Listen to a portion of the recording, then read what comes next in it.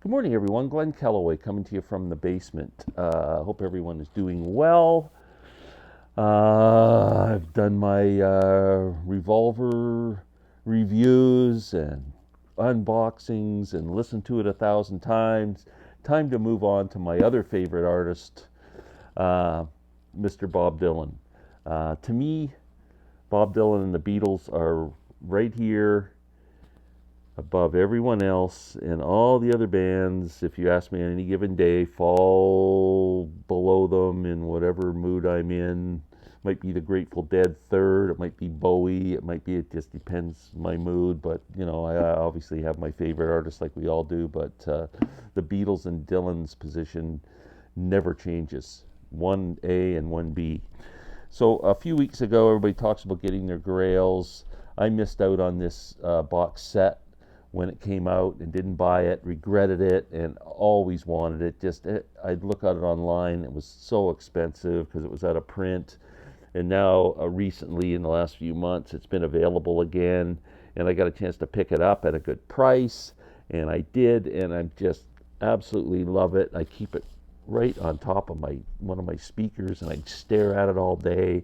It's just a great set. It's so classy, and it's got all Bob's albums from the debut album in 1962 right up until Tempest, which was released in like 2015 or 16. Um, so complete a complete catalog of every official release, minus the bootleg series. And the only things missing are the 3 crooner albums and Rough and Rowdy Ways. So today, what I want to do is rank every Bob Dylan album. I'll go through some of them quickly because I don't want this to take forever. There's like 45 albums in here. Now, this is including officially released live and all studio stuff. So I absolutely just love this box set. Can't tell you how much. So without further ado, let's get started. I will just start ranking them off here. I am not a fan of Christmas albums, and I'm definitely not a fan of this one as much as I love Bob. Christmas in the Heart is not my favorite Christmas album for sure. I don't know. Here Comes Santa Claus. I don't know. It's just Bob's right out of his element doing this. Come on, Bob. Uh, yeah, I can't do it. Sorry. My apologies to Sam St. John, my friend, because he's a big Christmas music guy. Secondly, this album, Dylan, that Columbia put out, the bunch of just stupid cover songs and whatever, kind of put it out because he left the label and gone to Geffen, and they were just trying to get even and make a few bucks off the name still. Um, Next, Down in the Groove. Not a huge fan of Down in the Groove. I can't. One thing, since I've had this set, there were a few albums that I didn't have in my collection. I've heard them all, um, but so I wasn't unfamiliar. But it's been a long time since I listened to some of them, and it's refreshing to hear some of them. Down in the Groove is. I'm not sure there's really too much there that I would recommend. Knocked Out Loaded. Terrible cover. And one thing about the CD, which is really weird, is it gives you no song titles. So even the disc doesn't have titles on it. It's the secret Bob Dylan album. Next, the second of the Christian albums. I love the first one. Not a big fan of Saved. I can't think of any songs on here that really do it for me. Um, yeah, can't do it. Next, Empire Burlesque. Empire Burlesque has a couple of songs on it that I quite like.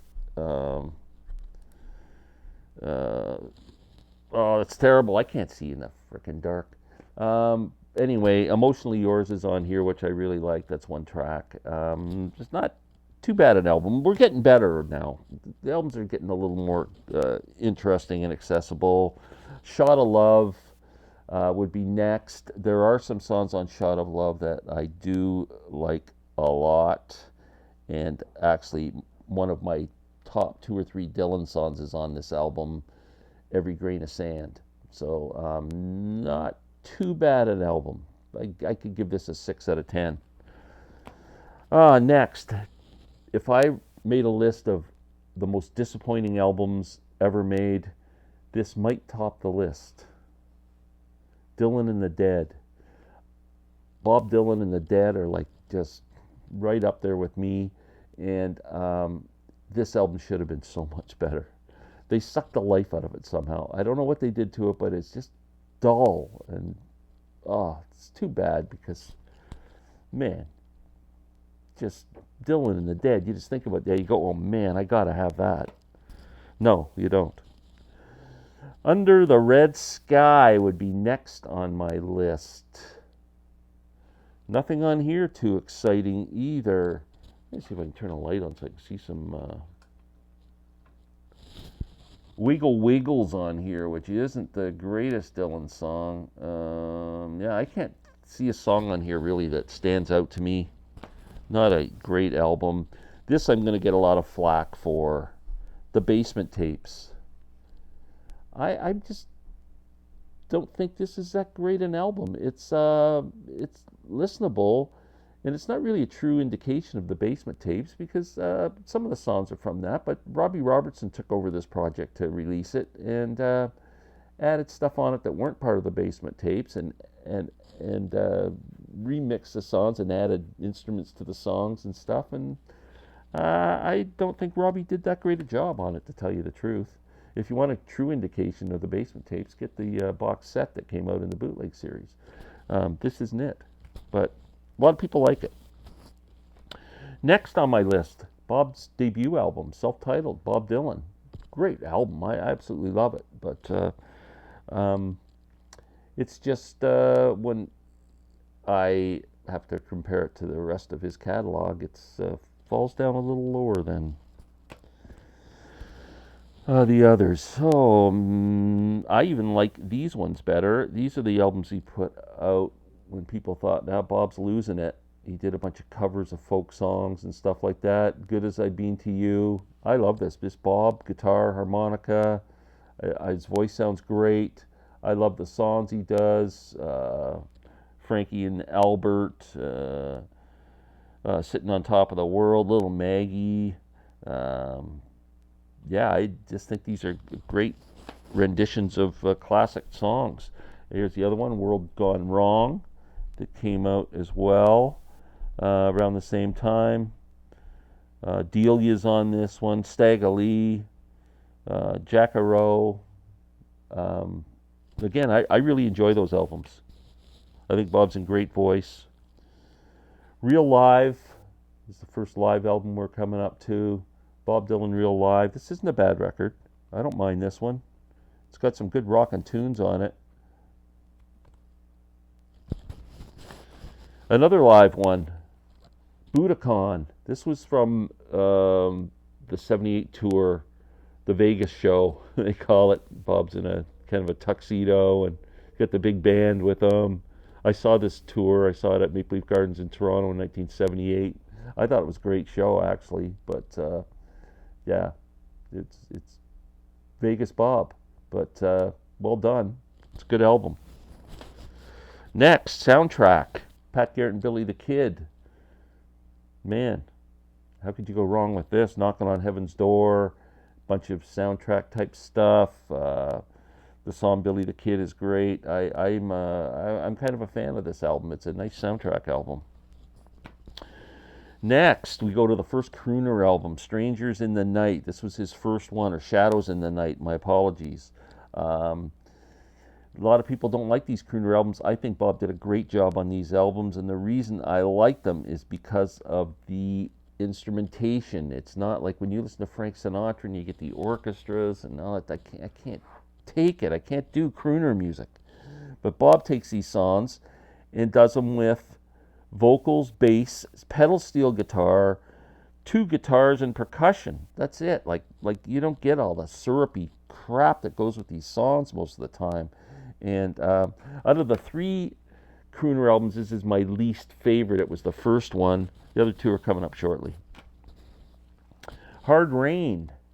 This was recorded in Colorado at the end of the Rolling Thunder tour. I'm going to say 76. Some really good performances on this. Rockin' Bob. This was a TV special, which I remember seeing at the time. Again, another album that doesn't give you any idea of what the heck's on the album.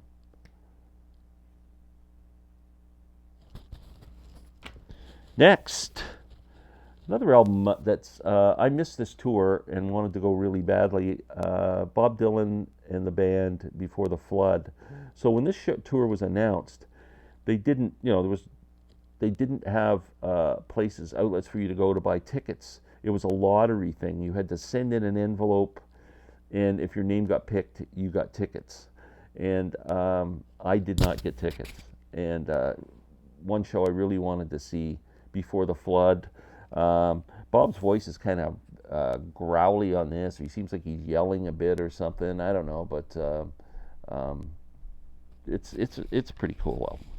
Bob Dylan and the band. Hey, the next crooner album, which I liked a lot more, Fallen Angel. He has Young at Heart.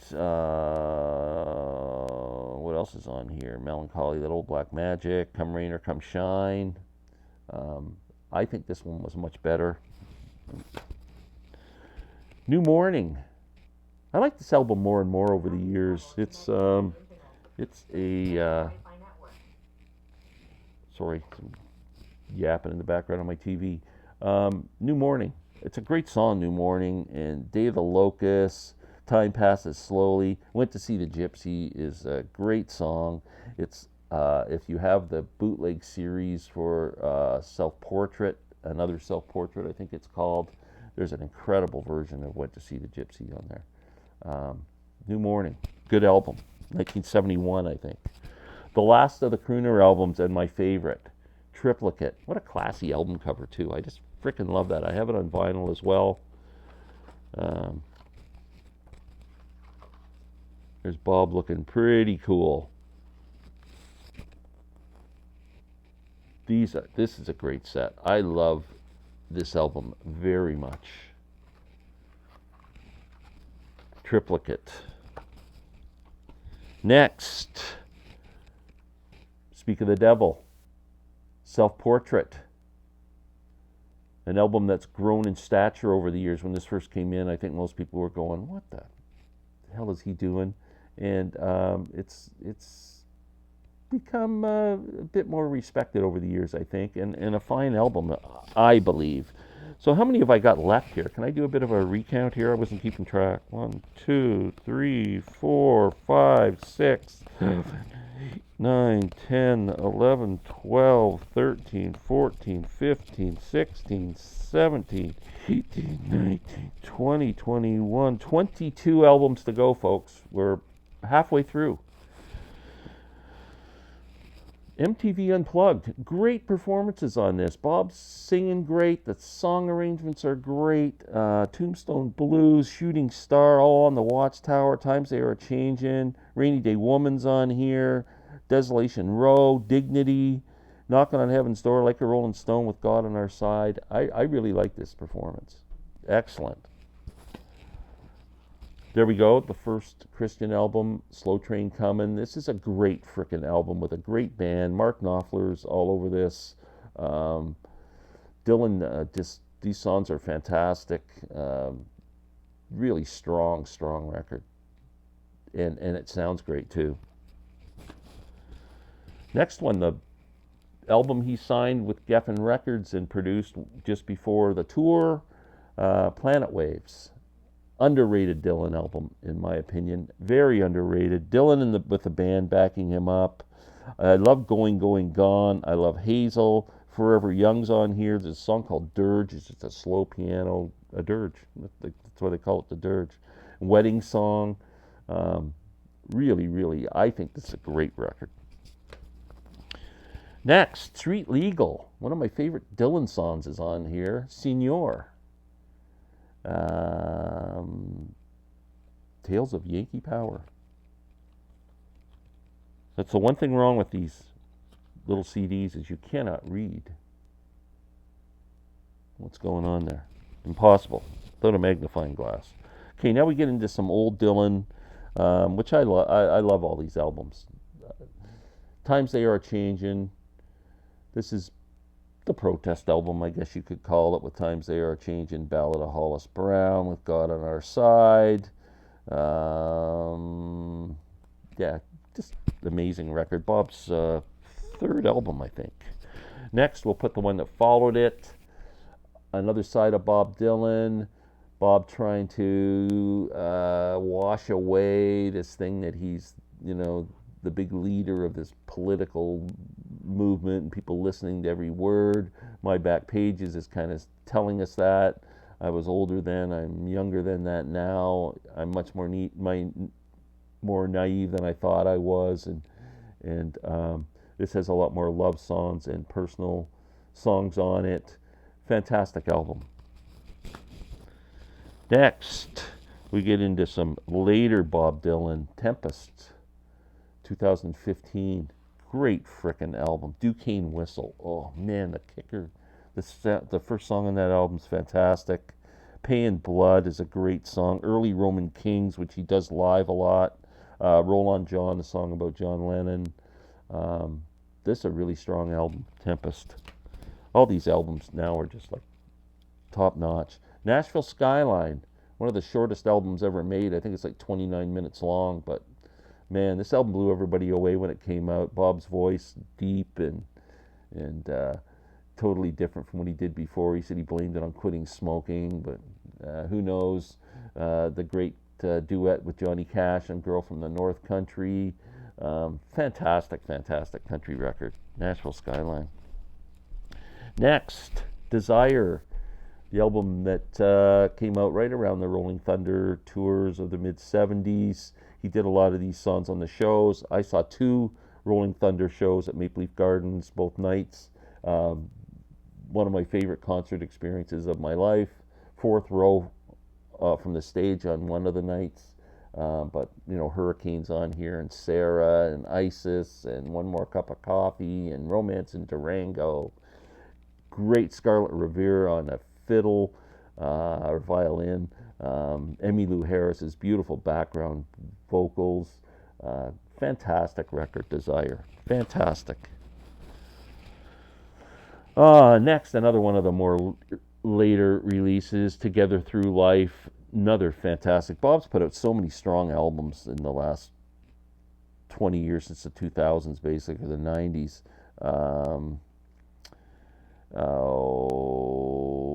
None of these songs really stick out to me as exceptional, other than they're all really good. So it's just a solid, good album to listen to. Next, Infidels. Love this album. Again, Mark Knopfler, and Taylor from the Stones are on this album. Sly and Robbie doing all the percussion and the rhythm. Great songs on here. Joker, man, What's a Sweetheart Like You Doing in a Place Like This? I find this is an album for anybody who wants to get into Dylan. This is a great album to start with. I know you can say all his classic ones that are coming up in this pile here, but this one's really accessible musically and lyrically, and Bob's in pretty good voice on this. I would highly suggest this as a starting point for anybody who wants to get into Dylan. Years ago, I worked with this young guy, and he borrowed my vehicle, and this album was in the player, and he had my vehicle for a couple hours. He comes back and says, that Bob Dylan album's incredible. And this guy was like about 20 years old at the time, never heard Bob Dylan before in his life, and just fell for this album. Next, one of the most influential albums of all time, Freewheelin', Bob Dylan. I mean, the Beatles ate this up. Everybody did. I mean, Blowin' in the Wind's on this album. Girl from the North Country, Masters of War, A Hard Rain's Gonna Fall, Don't Think Twice, It's All Right.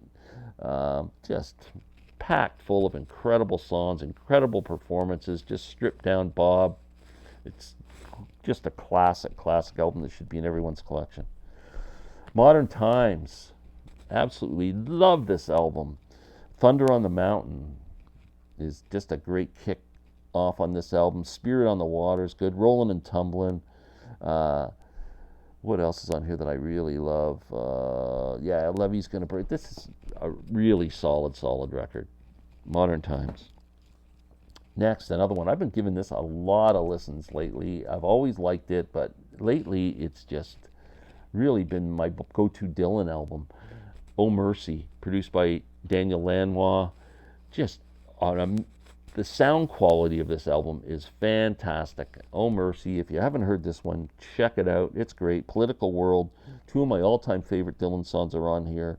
Everything is Broken and Ring Them Bells, but this whole album is great. The Man in a Long Black Coat, and oh man, can't say enough of how good that album is.